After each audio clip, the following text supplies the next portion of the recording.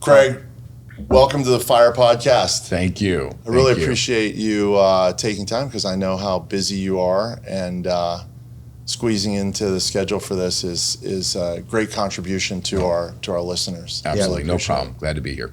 Happy to have you. You're always so purposeful, so driven, and always with a positive attitude. So I try. Thank you. It's not easy, but I try. And we have a guest in from out of town. Doka Yoon Chai. Nailed it. First time ever. There we it. go. I like it. I like it. Deserves a prize. Also, unbelievably purposeful, unbelievably grateful. Correct. Has become a very close friend and someone I'm very proud to be in business with and friendship. Yeah, I agree Love with that. it. I mean, every time I'm with you guys, I learn a ton, so it's a pleasure to be here. I've also read your bio, very lengthy, which you're well accomplished, so I'm excited to unpack that as we go on today as well. Absolutely. Let's do it. So you started, family business in New York. Correct.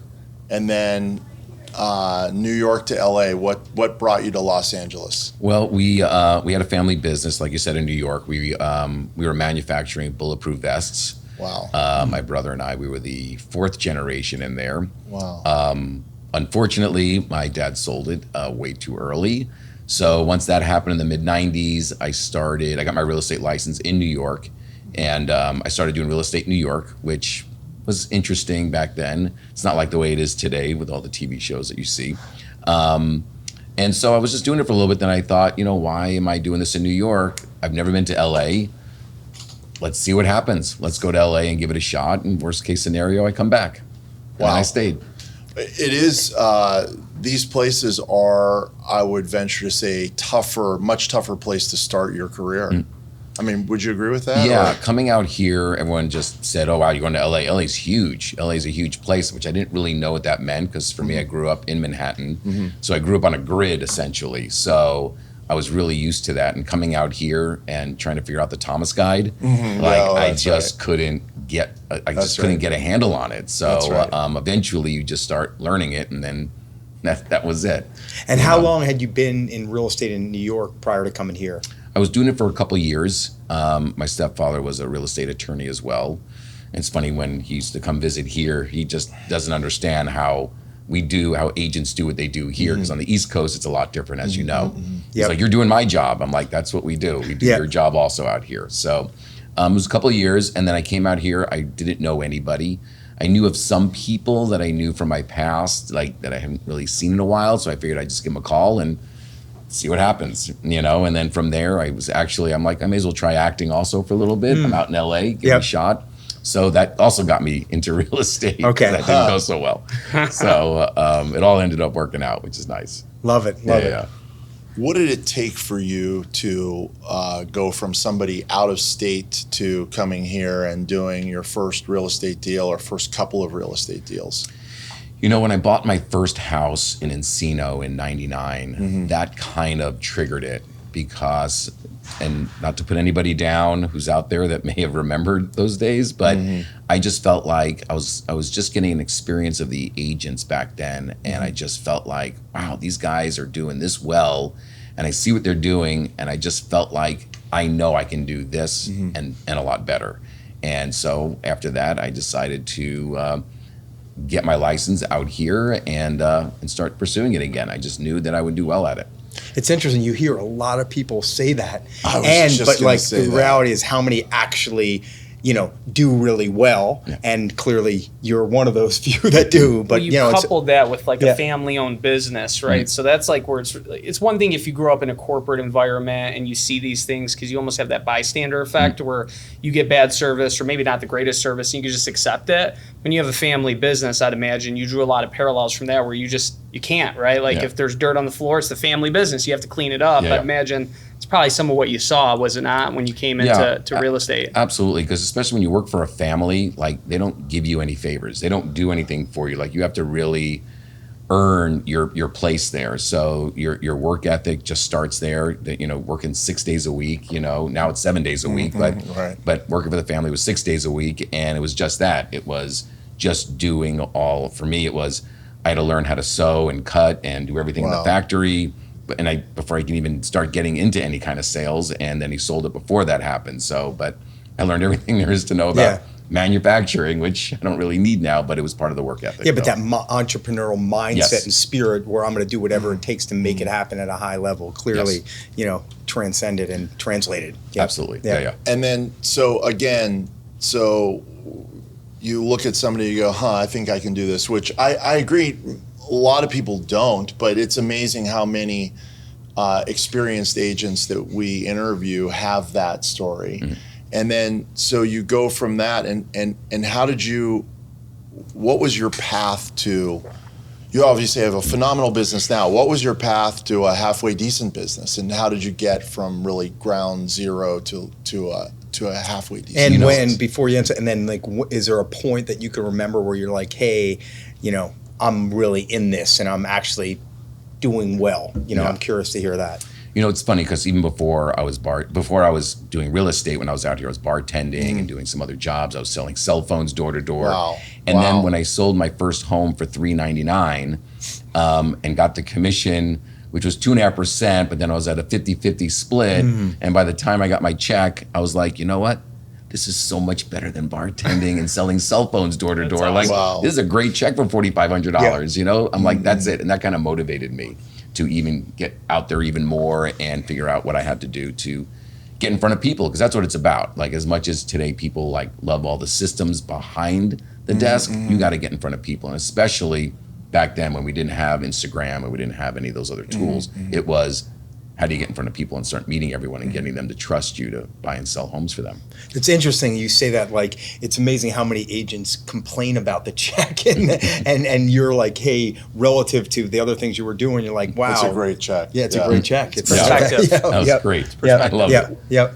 How did you get in front of the people? So were your leads coming from bartending? Were they coming from your friends? Did you door knock? What This is a good one to unpack, because you're new to an area too. Yeah. So it's like you don't have like a real sphere to work, right? Zero. Wow. So I quit bartending as quick as I could because I just didn't like doing it anymore. And I just started investing in myself. And one of the things back then, when we used to do floor time, right? People were always asking me at the beginning, like, where are you getting your leads from? I'm like, I'm just meeting people, but I didn't want to tell people the first secret, which was floor time. Because back then, if you remember, no one had individual signs. So every listing that was back then at the Prudential Sherman Oaks office, every listing that came from there, that was the only sign that was on those homes. Wow. So as people were driving around, and again, there was no place to go online to learn anything about the property, they had to call in and find out, can you tell me about this property on whatever street?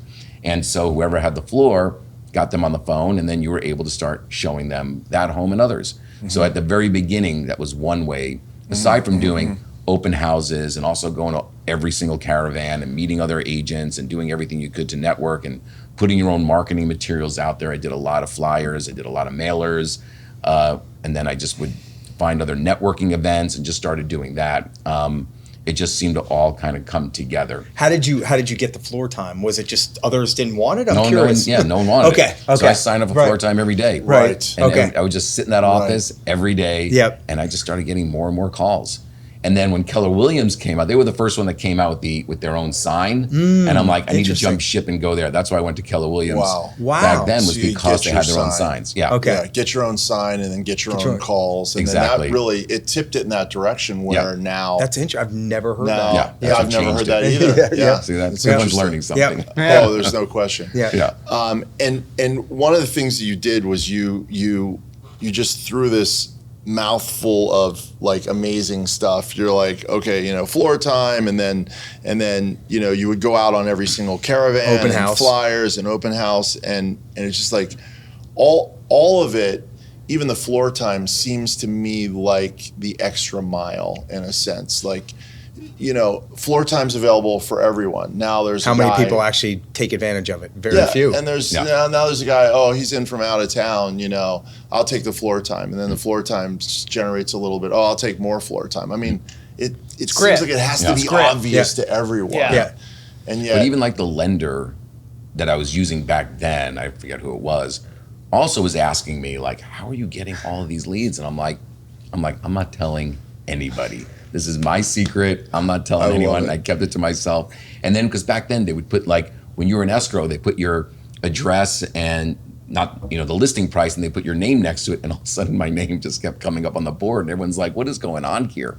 So again, just kept it to myself. How long did it take you to go from all right, I'm going to sit a little bit of floor time, or how long did it take for you to to get your first sale, and then from that point, how long till you were making a decent living? I was top 10 in that office within the first year and a half I started. Kudos to you. That's That's wow. incredible. Yeah, Just and that by was doing a that. big office. That was a powerful office back then. Yep. Yeah, that was a tough office, and it was like about a year and a half. I made that top 10 And list. top 10 meant how many transactions roughly? Back then, I don't remember offhand. Okay. But it was a pretty good amount. It was like, I would say I had my first listing within the first like 10 transactions. I had like my first listing, and then my first $2 million plus deal was probably also like after 10 transactions. Wow. Especially Wow. starting at That's $3 incredible. million Yeah. to $2 million. Yeah. Yeah. So it grew quick, and then from there, I would look at another little thing back then. I used to see all this marketing stuff that came in my mailbox, and again, that was also like, I'm looking at their marketing materials, and I just knew I can come up with I just knew you were better gonna say that. marketing. Exactly. And Yeah. I even made the lower end homes look like high end homes, and which people weren't doing back then. Yeah. So it just seemed, and other people would see that, and it all just one thing after the next. It's just timing and. Yeah, it's a standard of excellence, right? How do I go above and beyond? Yeah. Per what you said earlier is grit, and I know Craig well enough to know grit is a huge component to your success. Winning on the edges, and that's lost way too often, right? Yeah. Like There you go. some people view it as a rounding error, and obviously you weren't. You were taking the floor time that other people weren't.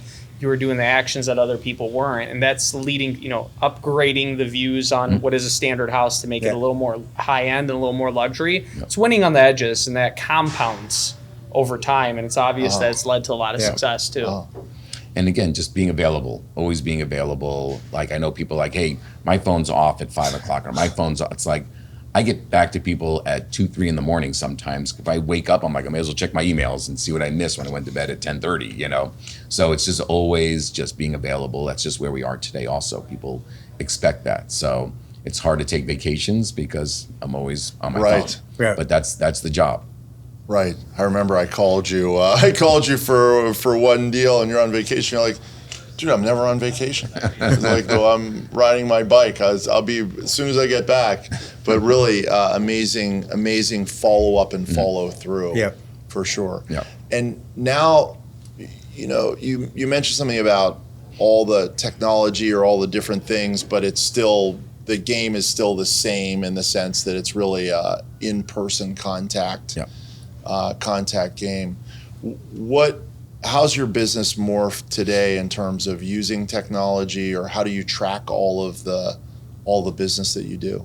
I do utilize a lot of new tools, not all of them, because at the end of the day, it just becomes too much. Like I know the CRMs have become very popular, and follow up and things like that. But I also feel like, because I've been doing this almost 25 years, that my clients know me really well, and I don't feel like I need to hit them with emails and the birthdays and all the other things. They know me, and when it comes time to sell or refer, I know they're going to come to me anyway, because I do everything I can for my clients. And if it takes doing that, then it's not the right client for me. I just do everything I can. I just feel like I don't want to harass them all the time, like, hey, don't forget about me.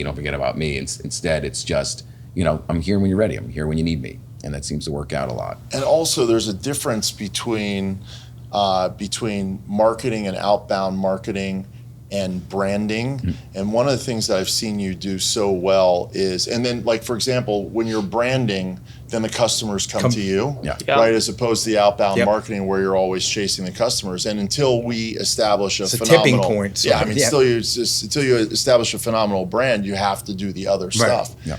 But I also see you doing so many things, like, okay, so, the CRM with the birthday reminders, and, okay, great. But I see your brand out there, and you're doing so much in the community to keep your name front and center. Have you always been doing that? How, where was the progression? Yeah. Well, I feel like because I grew up in Manhattan, so I didn't really have a community. My first house we bought when again in '99, we bought in Encino in the hills, not a big community there. Then we went to Bell Canyon, a community but too far for us, and then we moved. And then eventually, when we got to Toluca Lake, that was the right community to really anchor yourself. And it wasn't really just about business. It was just I wanted to be part of a community because I never had that. And I wanted that for my kids. So having a second kid in Toluca Lake, we already had one that was really young, then we had a second. I really wanted this community to be as good as it can be for my kids to grow up in. And so I just got involved in that. And of course, that does lead to business that's great. indirectly because you're so involved in a community. People know who you are. They get to know you and what you're doing for the community. And I do put a lot of money back into the community that I make out of that community. And then another great move which just happened to work out. So when I was at Keller Williams, John Arrow he reopened up his offices, and so he wanted me to come back. And I said, all right, I'll come back. And John Arrow's amazing, as we all know. He was a mentor to me. I said, I just want to have my own office that's in my name that you pay for, So he's like, I'll tell you what, you find the right spot. And so we made that deal. And then it took a while, and then I found the spot that I've been in for probably, it's over 10 years I'm in this spot already, so 10, 12 years. So it's right on the boulevard. Right on the corner. Right in the middle of Toluca Lake. Right. Yeah, and it's a great space, and I love it. And it just, one more thing that kind of came together between living there for so long and getting the office there and being so involved in the community. So it's funny, I see a lot of top agents throughout the nation where their life and their business are so intertwined, and it's like there's so much synergy and efficiency and just already the ones that do the best have that, right? And people, and obviously your clients know you're invested in your and their community, and therefore that engenders a tremendous amount of trust. And and if you're doing it for business, people know it just doesn't feel right. I like that I get phone calls from people like, hey, my cat's stuck in a tree, who do I call? Or I got, there's something going on my street, what's going on? Like, I like getting those calls, especially because I've been on the neighborhood council, the homeowners association, the chamber. I chaired public safety and neighborhood watch, and on the beautification partners, and now I chair the holiday parade. And it's like, it's just, that's the last thing I want to do is for myself is do a parade, but I know how much the community loves it. So it's so amazing that we all come together and put this thing on. So it's things like that you people see know how invested you are. And I love it. And when you, so if you could call it, if I could call it something that's translatable to people, and it's funny because, if you were, when I look at the resume and all the things you've done for the community, you would think like Craig is the mayor of Toluca Lake, or definitely, running for mayor, and just having that, even if I were brand new to an area, having that Craig's path as a North Star. So it's like, okay, I'm going to go to, Highland Park or wherever, and be like, what would it look like to be like the mayor of Highland Park? You may be there your first day. So one thing is living where you're selling. And if you decide, hey, I'm going to sell in this price point where I can't even afford to live there, first of all, it would be okay to have an apartment there, or at least hang out there. That's where you should be having dinner. That's where you should be having coffee to establish for a multitude. Step one in becoming the mayor of. Yeah, and there's an honorary mayor now, so I'm hoping one day that they change and it comes over to me. But I will say the hardest part, two things that are difficult. One is when you do go out to eat, it's hard to remember everyone's names, and so it's like, how do I know this one? And so I feel bad because it's just so many people over, I've lived in Toluca Lake now for 20-something years. So it's a lot of people, through the community events and just through transactions, and it's a lot. And the other hard part is everyone knows your business. I was going to say privacy. I went through a tough divorce, and everybody knew about it. So, but I knew that, look, the community knows who I am, and I know that we'll get through it. I'll get through it, and I'll have my my friends Yeah, back. people So. appreciate authenticity, and and that comes with a lot of challenges and sacrifices, and just being human. And I think that's a way to connect. Yeah, right, That's right. for Yeah. sure. Sometimes the online persona of everything's great is first of all unhealthy, but it's also can be very inauthentic. So, a little bit of dirty laundry it shows you're real. Yeah, and real. that's, you talked earlier about brand versus marketing, and it's very clear you've established a brand. And I think that as the guy furthest removed from real estate amongst us, right, and actually Not selling too far. houses, not too far. I help do the financing side of it.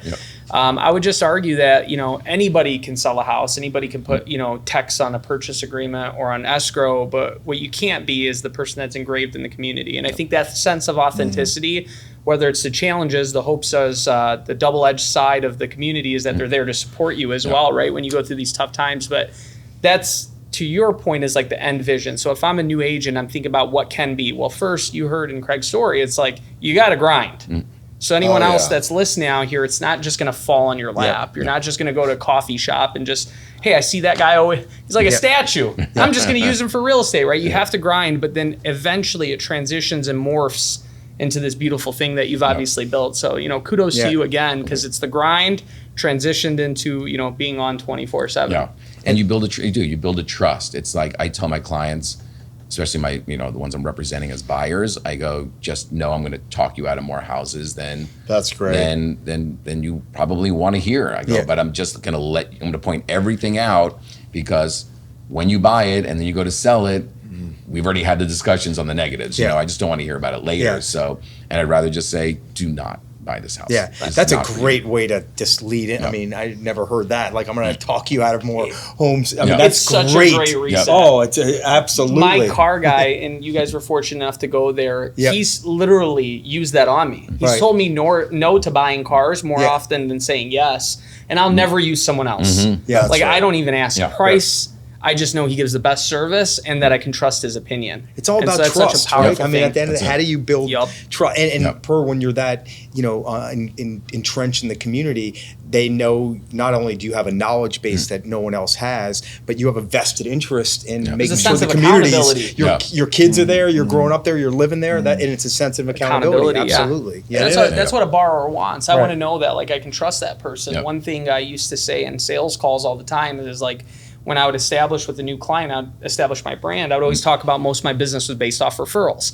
I say, I'm not asking you for a referral now, but I need you to know that I won't get one if I don't do a good job. So this entire time, it's not just about your deal. That's great, fine, and dandy, but it's about the next 10, and I can't do any of that unless I earn that from you. That's exactly and right. it's really, really, like, it lowers the guard. Because now they know that you're on stage and you have to perform. But that same sense of accountability comes with that community too. And the best form of marketing is a great client, right? Who's going to go tell their friends and family and their social proof. That's it. If you do a great job, you don't have to ask for the referrals. It just comes. That's right. Wow. Yeah. That's great. Everyone wants to have a guy. Yeah. And you're that. That's it.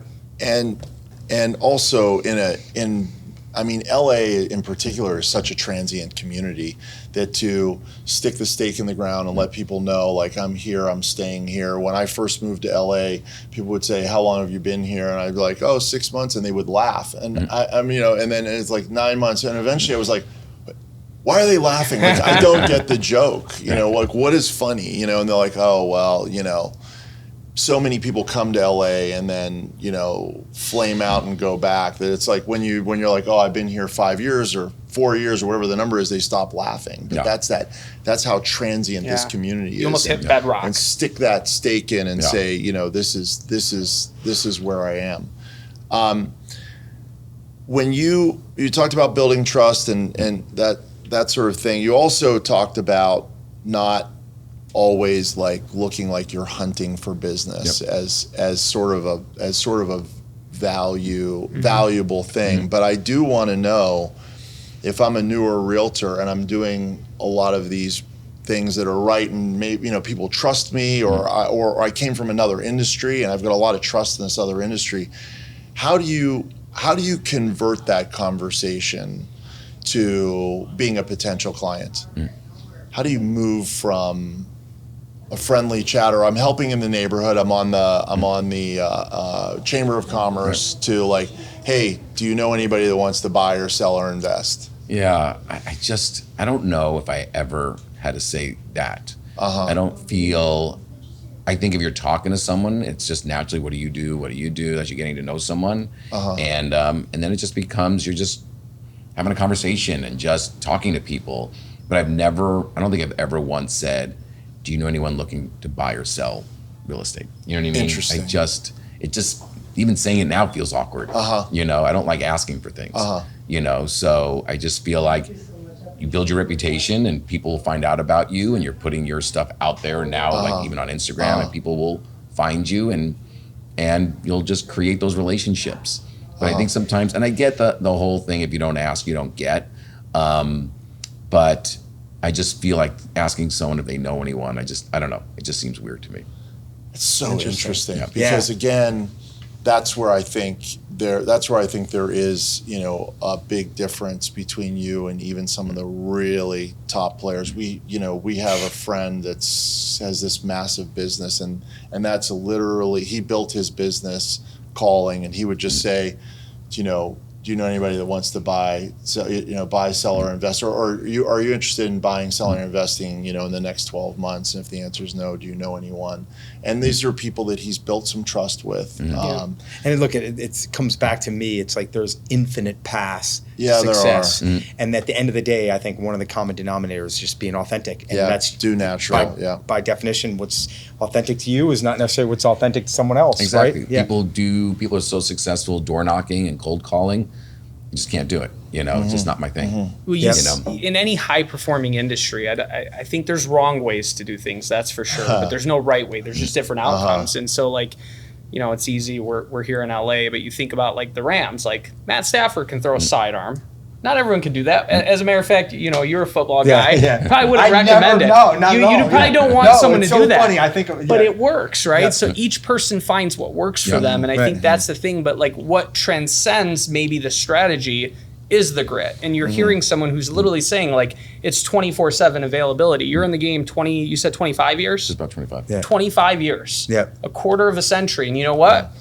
He literally told you, I don't take vacations, even when he's on them. So I think that grit, whether it's the calling and asking and closing 100% of the time, that grit shows up in your method of business and in others' methods of business. So I try to find those things that transcend industry. And the reality is, if you don't work hard, you're not going to get the results. And you're working hard in a different way. Correct. And in a different capacity. So that stands out to me.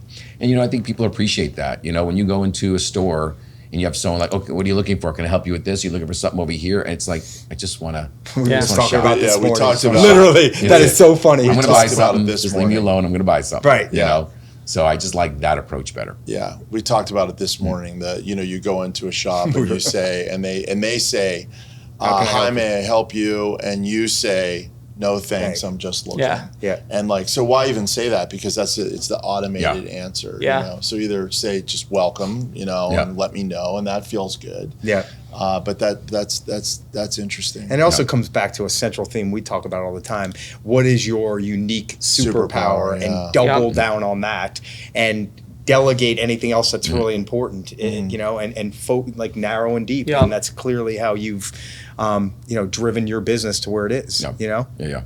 You also find patterns in like human behavior, right? So if you open up Instagram or anything right now, I feel like we've gotten in the pattern of hard sales, where everyone's talking about hard closing, and you almost shift consumer sentiment to the other way, to where, a lot of the things you said are kind of the shock and awe factor, right? You don't expect someone to say that. So now you're opening yourself up to an entire consumer base that maybe is sick and tired of that, right? Yep. By the way, my belief is that you should say, what brought you into the store today? Very open-ended. Right. Not can I help you? Right. Because if you're like me, I walk in and, Nordstrom's, let's just say, and I say, someone says, can I help you? I say no. Right. And I know they can. Right. And I'm a guy, so Of I'm course. looking for something very specific that they know where it's at, and then I end up going back to them anyway. Right. So Right. I just believe in the very open-ended response there, just my opinion. Yeah. But I do mean that. You see everything on Instagram, all these sales trainings, all these coaching. It's like get in someone's face, hard close them, tie them down. It's almost a breath of fresh air when you don't get that.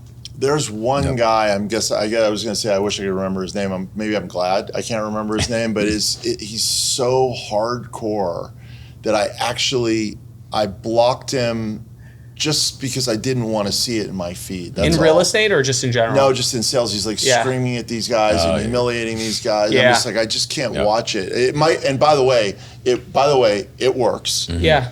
It's not my style. I just didn't even want to see it. But there's a cost to that, right? So like you think about lifetime value of a client, and that's probably where you've made your bread and butter. Like, do you have a lot of repeat business, I'm assuming? A lot, yeah. That number one way to kill your repeat business is to not create that environment where someone feels like you could get someone to do one deal. I think we can all agree here that one deal isn't going to pay the bills. It's about being in sustained, prolonged period of business. And so thinking about the lifetime value of our clients and how many times they'll use you again, if you do it right, you're going to get a lot more repeat business. Yeah. What do you do when you did a great job for somebody, sold them a house, you turn around and they use somebody else to list it on the other side? I wouldn't start the car the next day. I would not start I'm just kidding. It depends. Like, I get when I've sold someone a house that's, out of area, right? Let's say I sold someone a house that was in, Calabasas or whatever out there, and then they ended up using a specialist there. I get it, because what happens even where I am in Toluca Lake, I would say probably 75% of the people that use a different agent when they came in use me on the way out. So, and I get it. So when something like that happens, I totally understand. But if someone I don't think it's happened in this area that someone used me coming in and used someone else going out. Because I know Craig is competitive. Absolutely. I know he's got this soft veneer, which I love, and it's a soft sell. Yeah. And this man is competitive. Oh, for sure. I know. Yeah. Yes. So let me ask you, what do you feel to you defines success in business? I think when you get your referrals, I think that feels you've done something right. I feel, like I said, when people use me on the way out and they had someone else on the way in, I think that shows success. I feel even when I've had people that have been referred to me that used a different agent when they bought in, and the fact they're referring me, that shows success. So it just depends on, and just people just, saying, amazing reputation or whatever, or you've done what you've done since, and people that have known me since I've started, it's incredible what you've built, like things like that. I just feel like that kind of defines success more than a dollar amount. You know? So it was Jeff Bezos that said, your brand is what people say when you're not in the room. Right. Yep. So what you just said there, I think that distills it. Like that distills it to me. It's like, what is your reputation and your brand outside of there? And again, it's kind of a hard cookie to crack, because like, how do you build that, right? Like, does it happen organically, or are there actual actions? We know there's actual actions that led to it, but it sounds like that's the brand that you've built. Yep. And it's crazy when you do it that way. You're hearing a guy say like, I don't get a lot of people that don't use me unless there's like a logical reason, right? You're looking outside the area. Yeah, so. I love it. Yeah. And it's I think I would define it as like going above and beyond, and that in and of itself is unique based on the client, because above and beyond is unique to each client. So obviously you're getting a really good feel for what that looks like inside of every relationship and executing on it. Yeah, and there's some things out there I'd rather not do, but I know it's part of the job, like putting ads on bus benches and some of the things in grocery stores like that. I'm like, I'm gonna get to a point where I'm like, all right, I'm done doing that stuff. That's just not a marketing piece. Like, I love doing like some videos here and there that play in different places, but like those kind of ads, I just feel like I'm getting kind of tired of, and I feel like it's coming to an end. Is it because that ad it's a little cheesy, or it's Yes, and same with some of the grocery store stuff too. Oh, you know? Yep. I mean, the only good thing, like, I don't mind when my friends make fun of my bus benches because someone drew on them. The friends making fun. Now we got this. That always happens, I love it. Someone drew on it. It's like, oh, you have a mustache now. But I have my friends like, oh my God, my kid's always waving at your bench. You know what I mean? Okay. So there's like, but even at the end of the day, it's like, I don't know how much longer I'm going to do those for, but eventually those will go. Yeah, it's a compliment in many ways. Yeah. And also, some of those ads are a good way to, again, sort of stick a stake in the ground for your brand awareness and that sort of thing. And then when you get brand awareness in other ways, then you can move away from. Because I agree, I find it to be a little weird, but I also know it probably works. Yeah, it does. But I think at this point, I don't know if I need those anymore. And also some of these, magazines and stuff that we put advertisements in. It's like, if it wasn't for the real estate agencies, these magazines wouldn't exist. Yeah. And they pin us against each other. And it's like, even that to me, I'd rather put the money in the community than put it into these magazines. So I'm getting to that point too. I read a National Association of Realtors statistic that 1%, now less than 1% of homes are sold through print. Mm-hmm. Which makes sense, and it wasn't that long ago that like if you didn't put an ad in the LA Times on a big listing, your client was furious. It was the only choice we had. It never sold that. It didn't sell the house then either, to be honest. Exactly. But we felt like we had to do it. Well, we had to see and what we was spent open a fortune too. Yeah, look at the open house section. Yeah, that's We right. don't have to do that anymore. That's true. Life has got more targeted in general. Like the whole think about ads, right? Like your phone knows what you say, and that's what it serves up to you. So I think the same thing is the way of print. Mm-hmm. Right, it's because print is omnipresent. It's always static. There. It's static, right? Like, and you're hoping you catch someone at the right time. Yeah, I like using print more and more for information, more than comps. And that's what I teach in my mentor class. Also, I tell people it's not always about. People don't want to always just know comps. Make that the smallest section on whatever it is you're putting out there. Like I do a newspaper that I enjoy doing because I put stuff out about the community and some other things in there, and it becomes more enjoyable if I want to put the map out for the holiday parade, or if I want to put something else that we're doing that we're raising funds for something else. Like that to me, I enjoy print for that. Or the garage sales that I do, which is exhausting, but I love doing it because the community loves it, So doing things like that, I enjoy doing print for. But the other stuff, like even my just listed and just solds, I've been doing a lot less of those and just kind of putting them together because it's like people look at those for 2 seconds and it goes. People are more online doing stuff. So you got to still do some of those things, but any of the other print, I like it more for information that the community is looking for, What's the garage sale? It's, I'm telling you, when the market changed back in 2008, 7, 8, when kind of everything just tanked, I just felt like real estate and, it just had such a bad feeling. No one really wanted to talk about real, especially I'm doing one short sale after the next. My office back then, I was at Keller Williams, and my office was just packed with stacks of papers because we had to fax everything in back then. Wow. Yep. So I'm like, I got to find something for the community at this point. This is all bad news. Yeah. The market's tanking, everything's tanking. So I just said, let me see if this works. I'm going to put on a neighborhood garage sale and let neighbors meet each other and let the community get to know each other. And I'm like, let me see how it goes. And that was back in like 2008 when I first started these. And all of a sudden I was getting all of these people that wanted to participate in it. So it's like now it's become like this whole production where I got to put maps out. Like all you have to do is just put your stuff out in front of your house.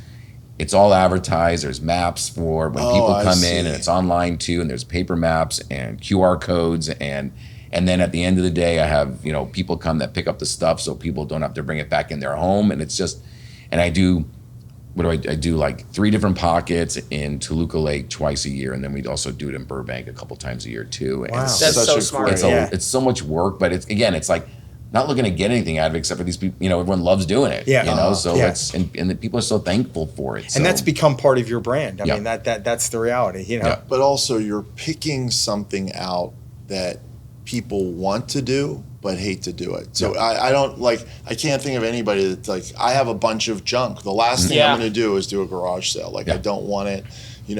Sarah and I she did a garage sale, and it's such a hassle, Yeah. But yet you want to unload. Yeah. You want and the key was stuff. getting the truck to come afterwards. So you're like, I don't want this coming back in my home. Yeah. I want to know I can just move it on. Look at that. So that was the key piece. Yeah. So if it took me a few years to find out. didn't sell, then the truck picked it up and donated it, or that's so smart. Yeah. And and always innovating. I love that. You're Well, always trying to stay one step ahead and do things different. I know you love to distinguish yourself. I can relate because I feel the same way. I like to. Who wants to be just one of everybody else, right? And by the way, that's not always a success. And I'll give you an example. That's great too. So, one year I was like, you know what I'm going to do? Let's do this again, but we're going to do a because I started doing like shredder events. Like so, at the end of the year, you bring all your stuff and you can see it goes in the truck. And then one year I'm like, you know what? We're going to do where you can drop off your paint cans. Let's do that. Let's do paint cans, right? So my assistant said, I found a place that'll take all the paint cans. I'm like, great. So So we put the advertisements out there and sent out all the flyers, and there was a line of trucks going around Toluca Lake, dropping off their paint cans, and it just got stacked higher and higher. And I'm like, oh my God. So I told a buddy of mine, go get a truck. We got to start unloading these things. We loaded the truck up. It's one of the big U-Haul trucks. Loaded up. We still had so much. He goes to the paint store. He came back. He goes, they took 2 cans. They changed their mind. Yeah. They took 2 cans. I'm like, what do you mean they took 2 cans? He goes, that's all they take. And I said to my assistant, she was like, I thought they said they take all the cans. I'm like, what the hell are we going to do with all this? And there's more coming. And then you would look in the boxes under the paint cans. There was other weird gels and weird liquid. I'm like, this thing's going to blow. I filled up 4 U-Haul trucks of this stuff, and I had no place to put it. And it sat on the truck, and I finally found someone, and it cost me thousands of dollars for them to take all this stuff and put it out in fields to dry it all out so then they can recycle the cans. But I'm like, that was it. Once in a lifetime. I'm not doing that again. So not everything's a success. But that's what greatness is all about. It's a willingness to try new things and recognize that it's not always going to go your way, and you're resourceful and you adapt and evolve, right?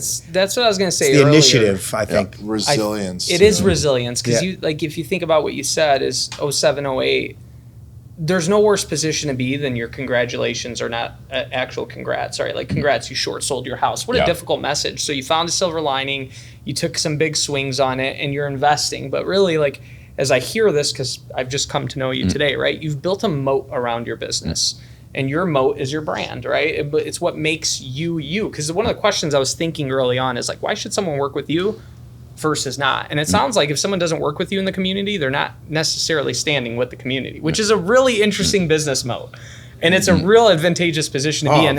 And by the way, it's stemmed in good.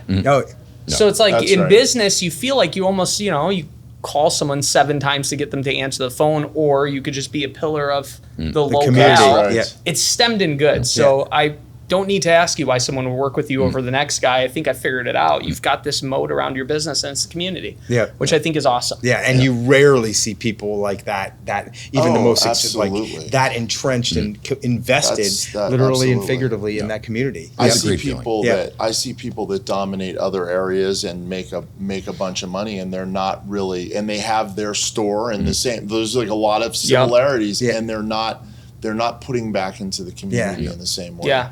I mean, that level of effort is amazing. I mean, truly, with no direct correlation to business, it's very indirect, and over time. It's not like I make 10 calls and I get 3 callbacks, right? That's real investment. It's like playing the long game, majorly. And that's why I came to the sort of metaphor of being, it sounds like mayor of Toluca Lake. Little did I know that there is an honorary mayor. And one of the things we're going to do is we're going to figure out I'm going to the board. How do you vote?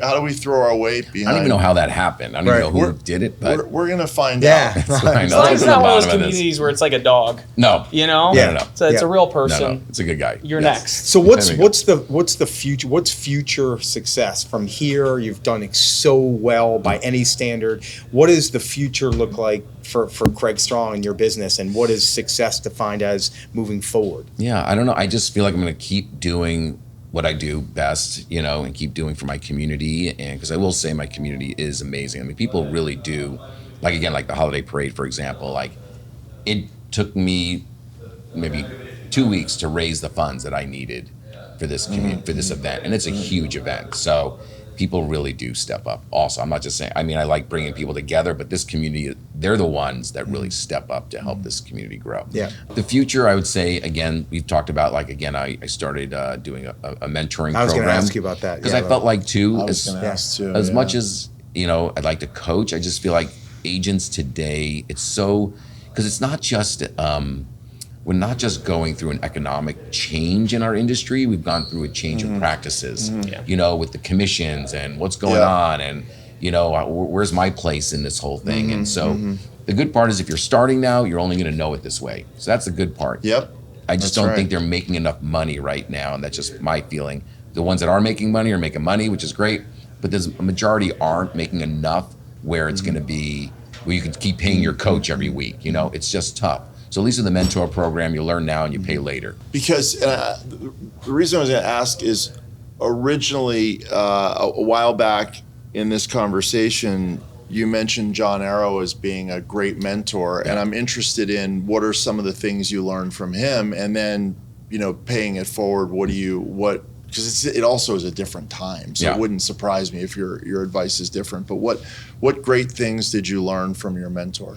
John was just, I just felt like everything he did was also very just upfront, honest, really spoke to people, really were able, he just had the ability to also make you feel good, make you feel important, make you feel whatever you're buying or selling, whether you're selling a tiny little condo or a gigantic mansion, it doesn't matter, you're important.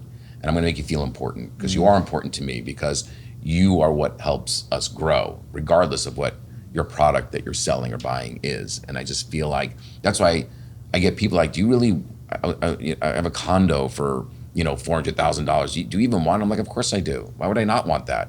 That's great. And it's you're in the area, and I love anything in Toluca Lake, and I'm going to use the same photographer for you that I did when I sold the Hope Estate. Yeah. You know what I mean? I love it. Same photographer. Yeah. So there's no reason why you should feel that you're just under par because you have a lesser home or something. So, and John always made me feel that way, even when I first started back at Prudential John Arrow division, and then coming back to John Arrow, it was and it was funny because I'll never forget when we were in the parking lot about to go into the listing appointment for the Hope Estate, which is, an iconic home in Toluca Lake. And so we're in the parking lot, I got everything that I need ready. I said, okay, John, what, all right, how do you plan on doing this when we go in there? He's like, what are you talking about? I'm like, well, what do you have prepared? He's like, Craig, I'm here to support you. I'm like, I'm here with you. You're not here with me. And I'm like, really? He's like, yeah, this is your show today. I'm like, all right. And that also defined to me, like, that also is a good feeling of success, knowing that John Arrow is telling me, like, I'm the guy here. He's not the guy. And I'm always looking at him like, you're the guy, know? So that's cool. And we both started laughing. We're like, we'll figure it out when we're in there. But that was great. And then we ended up getting the listing and selling it, obviously. Yeah. So, what do you do to prepare for a listing appointment? it depends where it is. If it's a listing appointment that's outside of Toluca Lake, I do like to see the home first. And then I like to prepare something and send that off to the sellers, and maybe even come back again if I need to bring a stager or something. But I like to do it in a couple steps and not just, but if it's a Toluca Lake home, I know the home. I either sold it or I just know homes so well. I know almost every home there. So how many homes in Toluca Lake? Sorry, I'm curious. How many homes are all together that I market? Probably a couple thousand homes that I market in there. So there's just been, and some houses I've sold 3 times.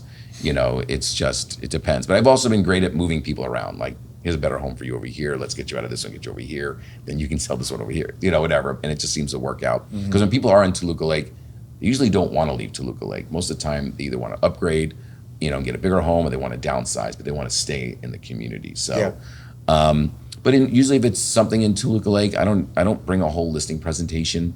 Like, who I am. I know every home here. No one's going to sell your home better than me in Toluca Lake, because I know everything about Toluca Lake. It's not just, oh, there's Toluca Lake and you're near the studios. Like, I hear some of the other agents when they're talking to their clients. And so I know the route of the holiday parade. I know what's going on at the council. I know what's going on with the chamber, or what's going on with the homeowners association, or the neighborhood watch. Like, people just need to know about Toluca Lake. It's not like I'm moving to Beverly Hills. This is Toluca Lake.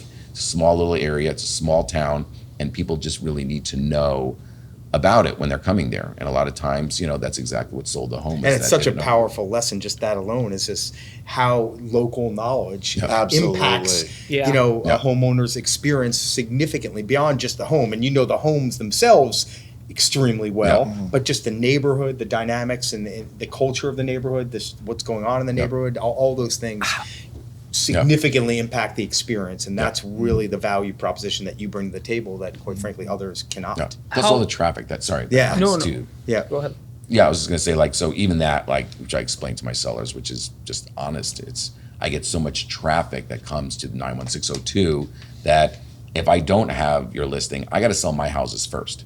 So I'm going to sell these before I can sell. If you have another agent, I got to go to mine first, kind of thing. Yeah. And that's what's fair to my sellers. Right. So how often have you found yourself doing proactive outreach? So you're so engraved in the community, right? So if you know family A growing, right, they're expecting, do you know just, okay, I remember having a conversation last month that client B might be looking out, and now you're tying threads in your own pocket way. Like, does that happen often to you? I sell a lot of homes off market just because of that. People are like, sometimes I feel like a bookie. People are like, hey, Craig, I'm looking for this or that. I'm just like writing notes down. I'm like, okay, and then someone else, I'm like taking a note, writing it down. Then I'll get back to my office and I'll make sure it's on my board. And then I'll see them a month later, like, I haven't heard from you. I'm like, because I don't have anything. As soon as I have something, trust me, you're on my board. You're going to get a call. Wow. Because you were talking about the outreach and the marketing. He's doing that, right? Yeah. It's just behind the scenes. Yeah, like I mentioned earlier, I've got a good friend of mine. He deals in the automotive, a little higher end.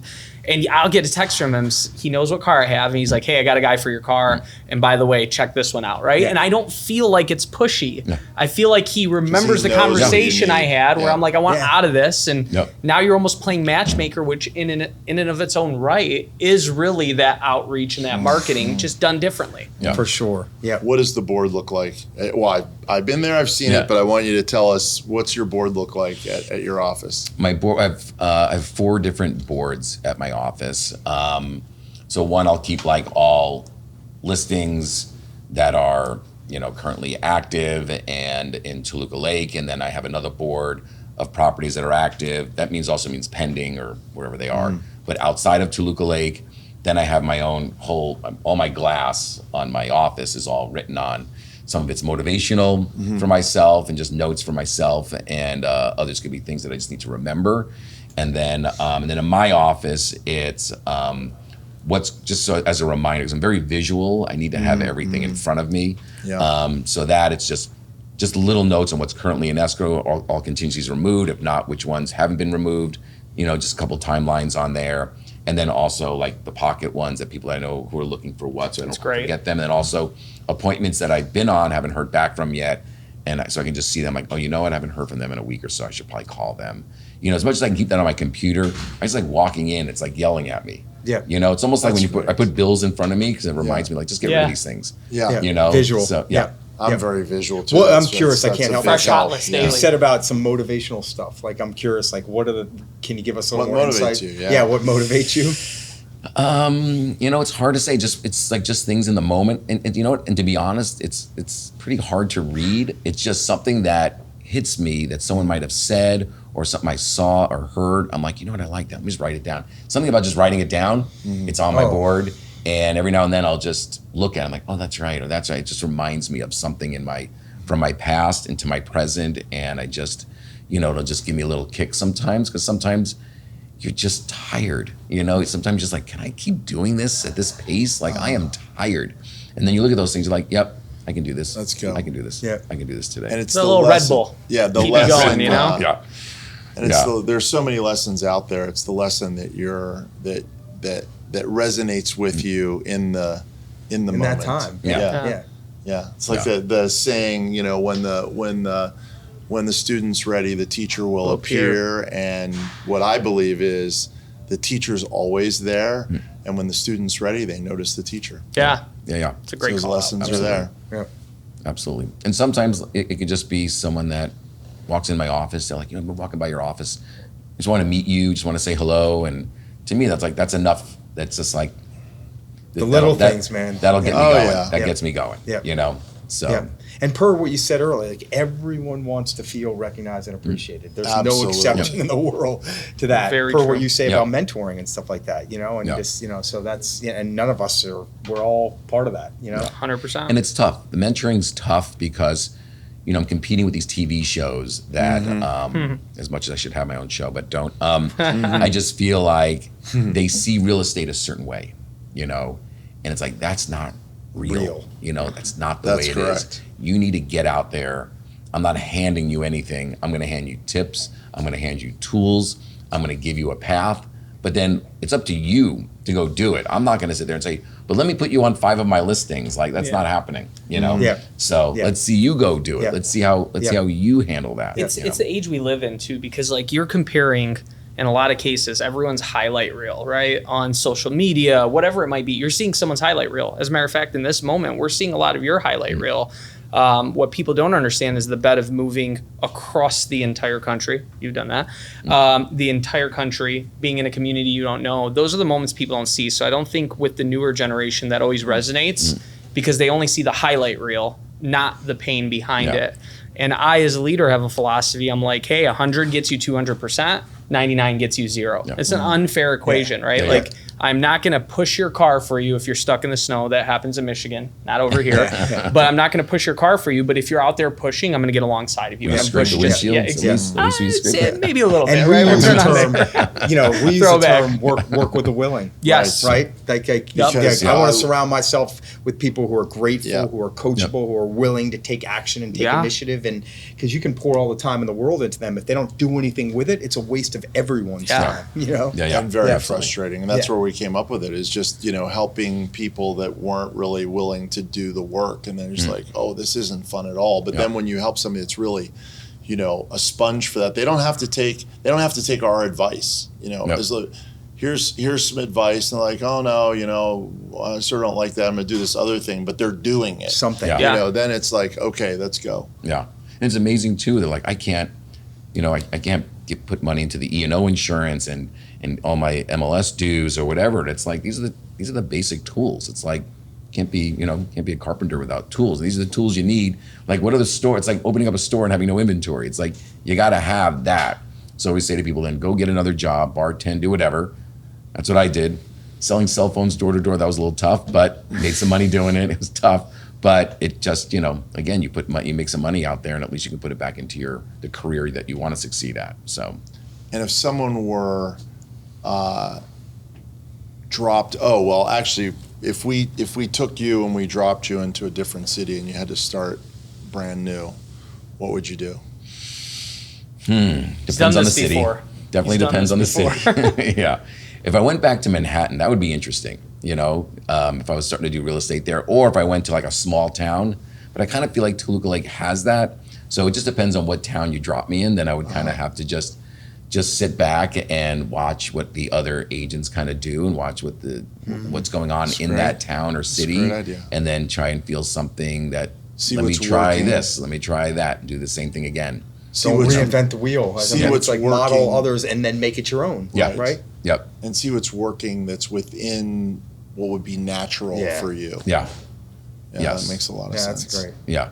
And just start, and again, meet people. Yeah. You got to meet people no matter what. That's it. That's the other piece that with social media and all that. It's belly to belly, face to face, and I always say who's ever having the most conversations is doing the most business. You know, and so many people like text messages, emails, and there's obviously a place for all of that, of course, but it does not replace a conversation first and foremost in person. But even if it starts on the phone, Yeah, no, absolutely. And a lot of people just need to know too, buyers and sellers, like, this is a huge business transaction, right?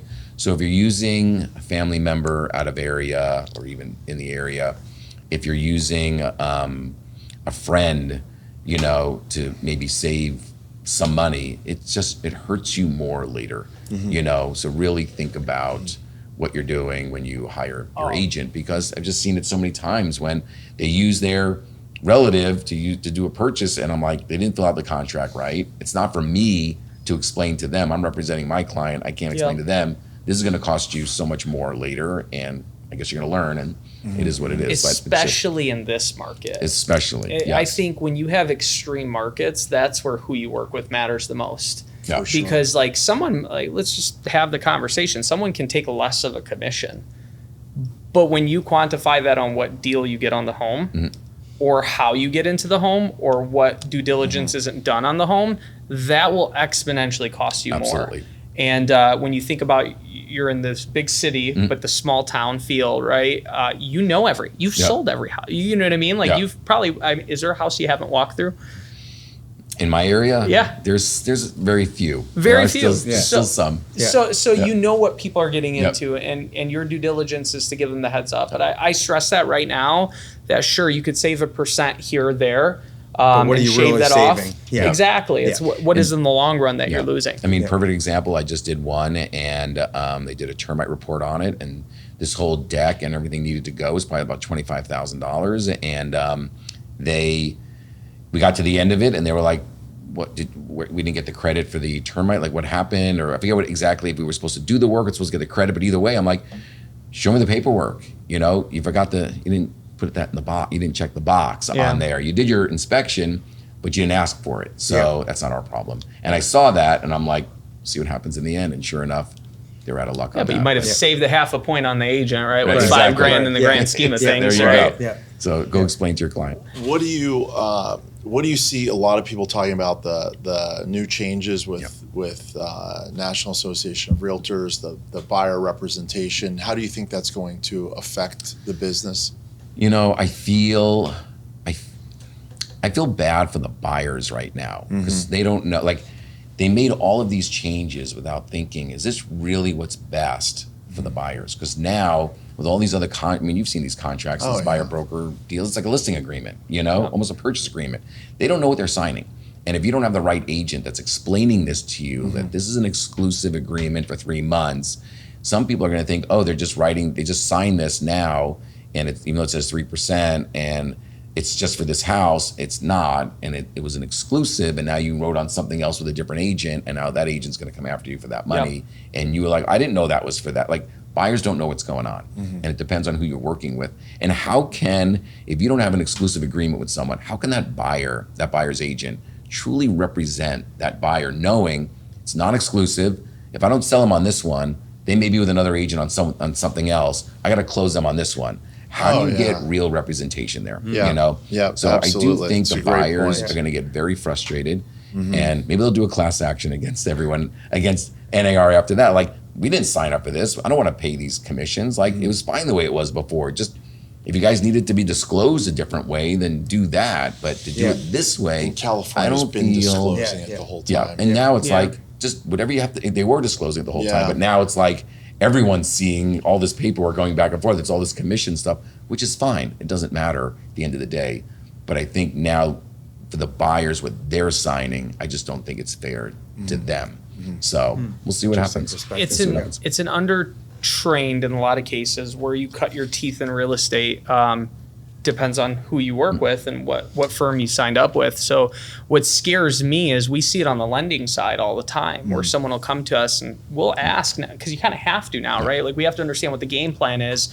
Are you coming up with that money out of pocket? Is that what you guys talked about? Because if we approve you for the mortgage, and we don't consider if you're paying out of pocket for your agent's costs, right, and your agent's compensation, that can change things significantly. Oh, for sure. So we're asked that question. I hear it time and time again. Well, I don't know, which insinuates that a lot of people in this industry are just saying, hey, sign this. You're technically going to have to pay for me, but we'll figure it out when we get into the offer. So now it forces people who maybe aren't trained to explain it but not over communicate it, maybe lose the sale. So you're going to have two types of agents that either scare away a client, to which they'll run to someone else who maybe doesn't give them all the information, or agents who just don't cover it the way they should and really help people game plan. But that all insinuates why who you work with matters. Because if you have a pro, you're not going to find yourself in tough situations. You're going to go into each home with a game plan. And then on top of it, who you work with as a firm matters too. If you're a new agent cutting your teeth, having training, what you guys do with fire coaching is really important, because you're hearing from top leadership, top real estate agents. You're hearing from great mentors who help you navigate these tough waters. You cannot sail, because you'll never be a skilled sailor. But if you just give someone a raft and say, go figure it out, they're going to end up capsizing, right? And that's what's happening. How much is financing affecting the transactions now? People are, trying to guess where interest rates are going. The market's moving so quickly. Where does financing play a role, and how important? Well, I think the second half of 2022 going into the beginning of 2024 was very difficult. And financing was, at the top of everyone's subject to discuss with those 7+% interest rates after they were just 3.5. 3 to 3.5, and it just all of a sudden we're double that. So that freaked everybody out, you know. But now that it's kind of cooling at least, and we're down in the 5s again, you know, I mean, you tell me, but yeah, you know, so we're seeing a lot. You know, it's a layup question for me because I deal with this every single day. The interesting part is I haven't, and I don't know that we'll see this until going into next year. I haven't seen it spring up as much demand because of where the market's at. Because I think we're still in that weird spot where someone may not be happy in their house, but they're in the 2 or the 3%, and they still feel that lock in. And I think we finally bridged the gap where it's like, I could reasonably go up now. You know, most people, when rates were in the 7s, they would own half a house for the same price. That's just not a good idea for anybody, right? If I'm not happy or if I need more space. So I think we've bridged down, but I haven't seen the buyer sentiment turn yet. I think it just takes one more season of, you know, the purchase season going into effect next year before we'll see it. Also, perception. You know, perception is so important. And I think even though interest rates have come down, some of the experts are saying, well, we think they're going to come down a bit more. So now I think that's even creating people like, okay, it's better, but it's going to get a little better. So let's hold off still. Let's just answer. Why are they coming down? What is the news saying why they're coming down? Because there's a looming recession. So now you insert, the payment just got $1,000 cheaper, but what's going to happen to the economy? And I think people need to see it stabilize for another 6 months, and they'll be like, okay, the sky isn't falling, not everything's falling apart before they get that confidence to jump right in. And plus then we'll know who the next president is. That's going to say, that's another big one, That'll be huge. And again, I think just between all this stuff coming out about commissions and everything with the interest rates, I just think it was just all negative and bad stuff on real estate. We're kind of getting through that, and I'm talking to sellers and explaining, you know, what's going on with all this. A lot of uncertainty, and now it's, you know, that will dissipate. That's right. And there's still going to be, regardless of where you stand on the topic, there's still going to be half the nation that's not going to be happy with what happens in November. You know what I mean? So that's something else that you have to unpack, and there's going to be some overcoming. At least, because of the uncertainty. The hardest part on these transactions right now is insurance. That has turned into a nightmare. I mean, even if someone had made a claim and then canceled it and didn't take any money, it becomes an issue.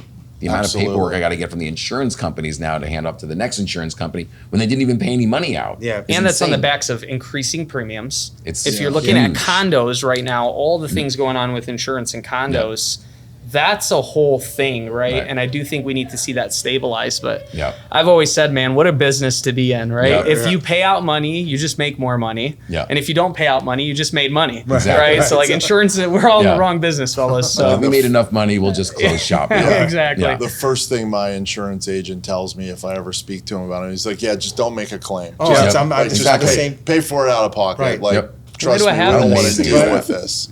What an amazing business. Where you used to make a claim once in a while. Not anymore. Not if you want to have insurance that you don't use. Catastrophic insurance, I guess. I can't thank you enough for coming and sharing with us. This is going to be phenomenal.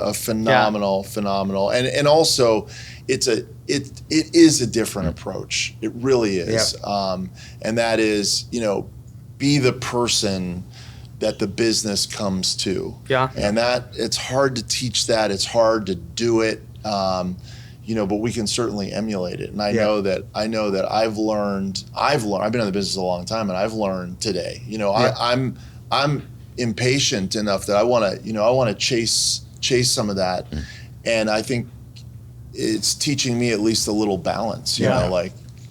And it's a willingness to do what others will not. That's for sure. I've heard the term used, like success at the edges. Winning at the edges. 100%. There's so many ways. If you're new in this business, you want to succeed. It's as glamorous as it is to see these $40, $50 million homes being sold on TV. The success does come in on any sale. I don't care if it's $399 or $4, whatever it is. You can build a business on. You'll have more chances of building a business on all price points, not just looking at I got to hit this area because I want those $20 million listings. It's just not a place. I see so many agents started, and I know we're wrapping as I say, go elephant hunting, and And catch nothing. Yeah. Like Yeah. does Elephant like that hunting and happens. I starving to know death. you've done many major deals, and it's Oh, for all sure. organic as a who you are, and that's for not sure. So that's always what I advise. And one of the things that I do a lot is pay attention to social media. I know I've saw it a while ago as the next wave. It's where print is going out. More and more is online, and watching what works and what doesn't work. And one of the things that I see agents do that is quite successful, for example, on Instagram is you have somebody that's selling, maybe they're selling in the $1.5 million, $2 million price range, because that's where their business is, and they're going out to the $40 million mansion. They're spending a lot of time and energy and effort, and they make a beautiful video, which I know costs a lot of money. And I'm watching their following go up, and I'm watching the likes go up, and when I talk to them, what is that doing for your business? Because you're going to get the social media is national. So you're going to, and social media is interested in what's keeping people on their platform. Yeah. They've got their own set of rules and what's good for them. So, okay, you're feeding them, that's great. And no one is going to look at your house tour of somebody else's listing and go, I need this person to sell my $40 million house. And my advice to them is, let me give you advice that's gonna push the number of followers down. And let me give you advice you're gonna lose the likes. And that advice is, go to your neighborhood and interview the owner of the new coffee shop, the restaurant, the people that are there, what's happening, what's happening this weekend. And that's not going to bring you a big national following. I mean, one view in your community is worth 10,000 nationwide, right? Yes. And there that makes me think of two things, as I'll say my last piece, but it's like, know who you are and who you aren't, right? And I think far too often people don't know that, and there's nothing wrong with it, right? Like, if at the end of the day, with seldom examples in business do people go outside of their scope of expertise. Second thing I think about, it's a terrible game plan to be like, hey, we're going to win this game by just throwing up Hail Marys. Sometimes, and I hate to say it because it's clients, right? But you got to get a first down. And if the first down is, $200,000, $300,000, $400,000 condo, that's fine. That's how you win the game, right? Of becoming a great agent or a great business professional. So celebrate the first downs. And I think you made a career out of that, and then you end up being able to throw the deep ball. Win game on singles. You always win on singles. And it's like this one guy, I remember, he lived in Northridge, but he kept talking about, but I'm marketing in Bel Air and Bel Air and Bel Air. And I'm like, do you hate money? Do you just hate it? He's like, what do you mean? I'm like, you live in Northridge. Sell what you know. You're there. Get involved in that community. You're over in Bel Air because it's so glamorous and so nice and expensive homes. You're not getting anything. You're going to walk into a house and say, so what have you sold here? Nothing, but I love it here. Great. Right. Nice meeting you.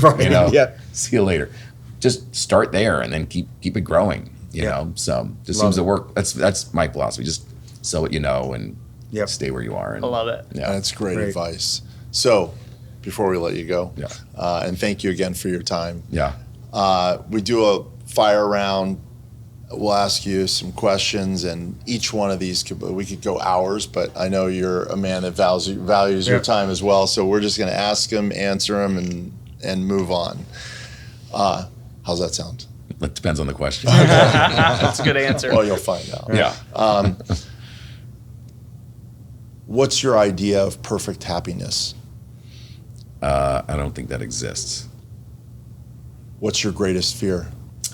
It's always been to lose everything. What do you consider the most overrated virtue? These are interesting questions. Again, I wish I had these in advance. We don't give them to you in advance on purpose. Yeah, clearly. Again, I would have to think about that one too. Yes. A lot of these questions. This one you'll get. Who do you admire most? Honestly, anyone that's struggling and really working their asses off to try and get ahead. I admire that. 'Cause that's where I came from, and I love seeing other people really try to get ahead. Love it. Honestly. And similar, like, what's the characteristic that you're most proud of? Your characteristic. My characteristic is just integrity, and just hardworking ethical, I guess those kind of. Such a likable guy. Yeah. You know? Absolutely. What's your greatest achievement? My greatest achievement was not returning to New York. Nice. I get that. Yeah, I get that too. That was my worst case scenario. Was I can always go back to New York. Yeah. And I didn't go Yeah. back. Plan A worked. Yeah. It did. There was no plan B necessary. Or Correct. they say when plan B is how do I make plan A work? That's That's when there you go. plan A That's works, exactly. right? Yep. Exactly. I got I'm going to make it easy on you. Thank What's you. a talent you wish you had? I wish I could sing. I like that. Right? What's the genre? Like what do you wish you I could am sing? addicted to musicals. I love Broadway Okay. musicals, Okay. and if I could sing, I probably would have done that as a career. But love I'm it. just addicted to them. So Wow, that's cool. Yeah, wish That's I had unique. that talent. Wow. And so one final question. Yep. You go on a hike, climb up this hill, mountain, hard climb. You get to the very top, and down below, as you look out, it's your family and your friends and colleagues and clients, community, and you shout one thing. What do you shout? I love you. I love that. That's a good one. That's awesome. Thank you very Yeah. much. Yeah. Really Really appreciate it. amazing, Craig. Absolutely. Thank you very much. guys. Thanks. A lot of fun. Hey, thanks for sharing your story, brother. That was awesome Thank getting to you know for you. listening.